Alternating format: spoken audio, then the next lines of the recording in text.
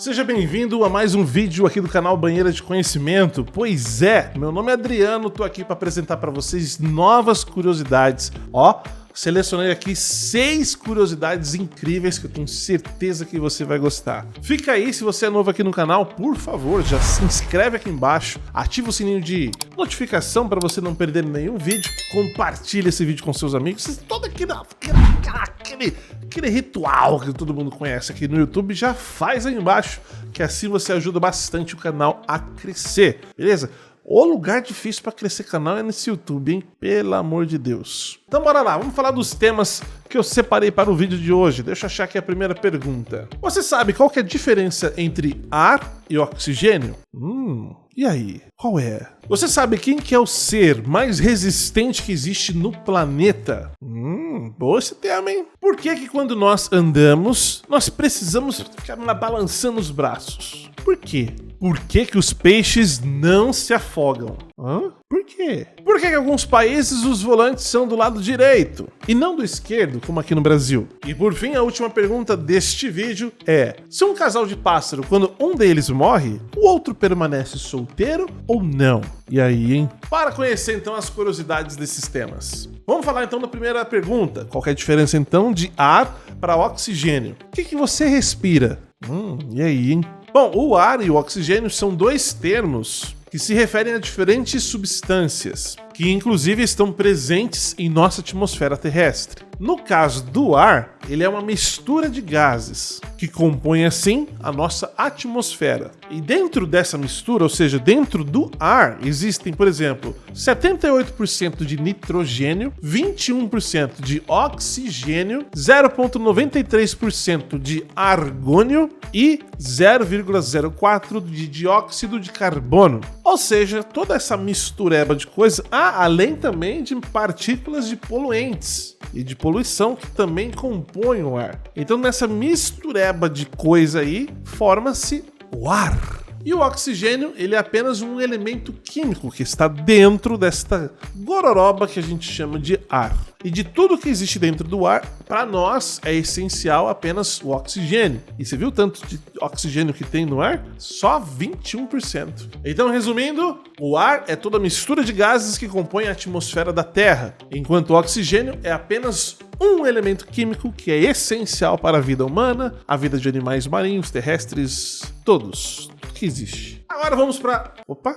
Agora vamos para a segunda pergunta. Qual que é o ser mais resistente que existe na Terra? Inclusive, quem mandou essa pergunta foi o Sidney Vieira. Adriano, boa tarde, curto muito os seus vídeos. Fala para nós qual que é o ser mais resistente que existe no mundo. Bom, bora saber. O ser que existe, que é mais resistente, que inclusive me surpreendeu, eu não conhecia, é o tardígrado. Já ouviu falar nele? Tardígrado. Ele também é conhecido como urso d'água. Urso d'água, tem alguns que conhecem por esse nome. Os tardígrados são micro-organismos, ou seja, eles são muito pequenos. Porém, não é porque eles são pequenos que eles não são resistentes. Eles são extremamente resistentes. Para você ter uma ideia, eles conseguem sobreviver a temperaturas quentíssimas e também a temperaturas baixíssimas. Nos dois, eles sobrevivem do que você imaginar, ele sobrevive. Ele também é um animalzinho, um animalzinho não, é um ser. Ele também é um ser que consegue resistir à radiação, ele consegue sobreviver no meio de uma radiação. No meio de pressão, não importa a pressão que você imagine, ele sobrevive e também consegue sobreviver no vácuo, lá do espaço. Ou seja, onde você pôs o bichinho aí, ele vai sobreviver. Essas pequenas criaturas têm a habilidade de entrar em um estado chamado de criptobiose, no qual eles se desidratam e reduzem drasticamente assim o seu metabolismo. Isso lhes permite sobreviver por longos períodos sem água. Para você ter uma noção, esses bichinhos conseguem viver 2 anos na atividade. Quando eles entram nessa criptobiose, que é meio que um estado de stand-by, eles conseguem passar mais de 30 anos assim. Cara, mais de 30 anos assim, em stand-by. Como se tivesse pausado. É surreal. E ainda depois volta para atividade, como se nada tivesse acontecido. A próxima pergunta é, então, por que quando nós estamos andando, nós precisamos movimentar os nossos braços? Inclusive, quem enviou essa pergunta foi a Daniela Alves Rego. Boa noite, Adriano. Por que quando andamos, precisamos movimentar os nossos braços? Amo seus vídeos. Ô, Daniela, obrigado pelo carinho. Na realidade, para 3 coisas. A gente precisa movimentar o braço para nos dar impulso, para andarmos, para nos dar estabilidade e para nos dar equilíbrio. Pois é, os 3. À medida que você vai mexendo as suas pernas, alternadamente, os braços também vão alternadamente, porém de maneiras opostas à sua perna. Isso te dá equilíbrio. E também isso te pode impulsionar para você sempre continuar dando passos para frente. Há estudos que dizem que se você amarrar o seu braço junto ao seu corpo, você não consegue subir uma rua íngreme, porque você não tem impulso, não tem a força do impulso para te levar para frente. Você não vai ter equilíbrio, porque à medida que você vai subindo, você pode cair para trás e você vai ficar desestabilizado, porque não tem como você ter forças. Olha que interessante. Então os braços são essenciais para justamente essas 3 coisas. É por isso que nós, seres humanos, andamos sempre balançando os braços, para dar equilíbrio, estabilidade e impulso. Muito bom, hein? Agora me fala, por que os peixes não se afogam debaixo de água? Interessante. Quem mandou essa pergunta foi o Alexandre Galdino. Adriano! Boa noite. Olha que interessante. Gosto muito dos seus vídeos e gostaria de saber por que os peixes não se afogam. Alexandre, tem uma má notícia para te dar. Os peixes se afogam sim. E logo até o final dessa explicação você vai entender por quê. Mas os peixes podem se afogar. Enfim, os peixes conseguem respirar debaixo d'água porque eles têm um sistema respiratório adaptado. Ou seja, adaptado à água. Esse sistema respiratório dos peixes, que é através de uma coisa chamada brânquias, as brânquias conseguem extrair da água oxigênio. E nós não conseguimos extrair da água oxigênio, nós conseguimos extrair oxigênio do ar. Lembra que eu falei no início do vídeo a diferença de ar para oxigênio? Pois é, isso ajuda a entendermos. Os peixes conseguem então puxar da água o oxigênio.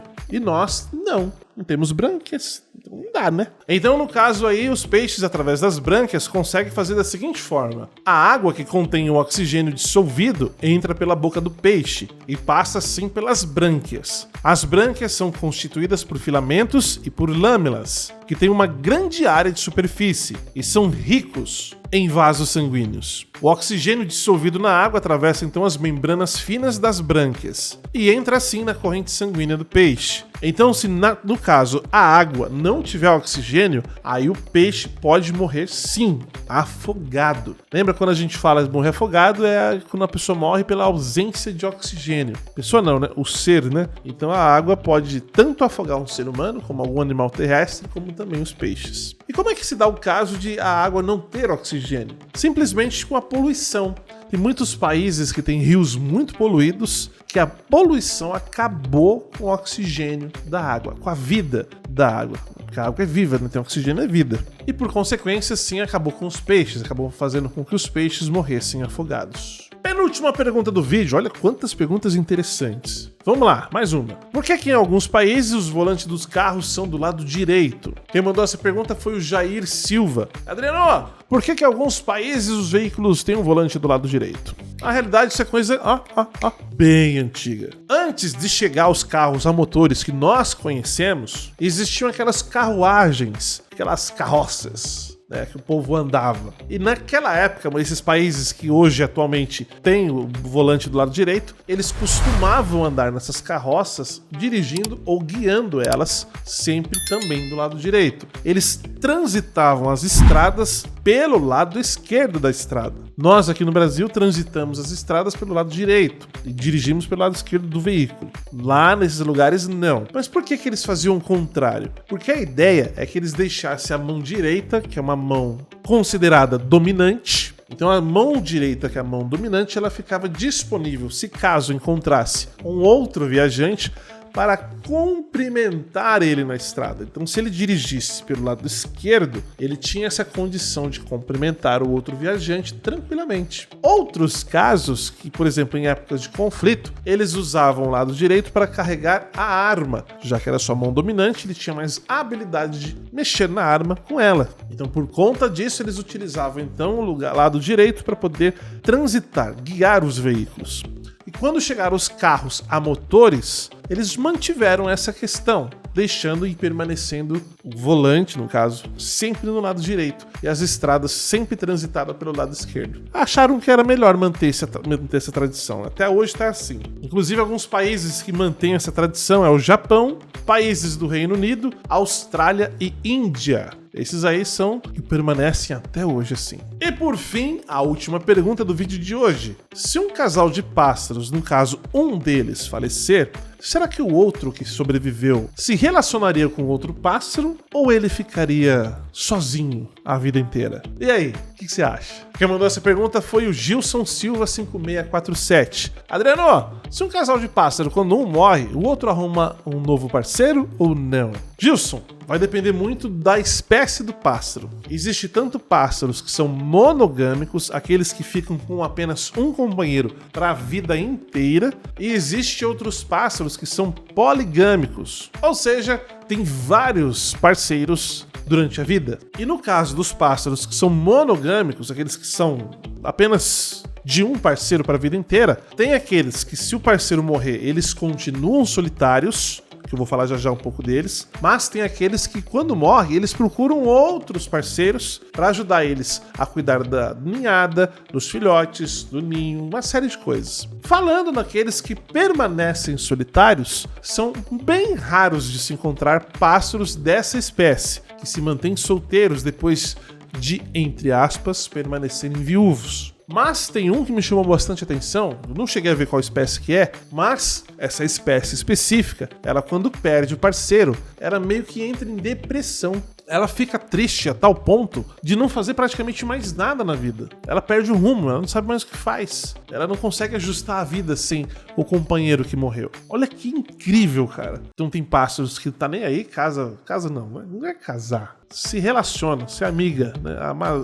Fica amaziado com outros pássaros. Cansou, ele arruma outro, não tá nem aí, né? Que são os poligâmicos. Tem outros que são monogâmicos, porque é esse aqui pra vida inteira, não tem erro. Você não vão assistir a treta, não vão resolver a treta e ficar junto. É mais ou menos essa ideia. E tem aqueles que, quando ficam viúvos, eles providenciam uma nova pássara, quer dizer, um novo companheiro ou companheira, e aqueles outros que não providenciam ninguém. Aquele que morreu se torna insubstituível. Que top, né, cara? E aí, olha quanta curiosidade num vídeo só, hein? Gostou? Se inscreve aqui no canal.